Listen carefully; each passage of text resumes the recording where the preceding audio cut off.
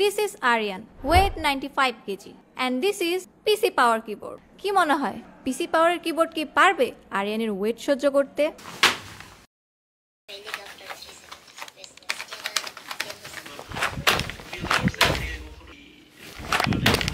আমরা এই কিবোর্ডের উপর দিয়ে এখন সাইকেল চালাই দেখব। এখন পর্যন্ত এটা কিন্তু অক্ষত আছে।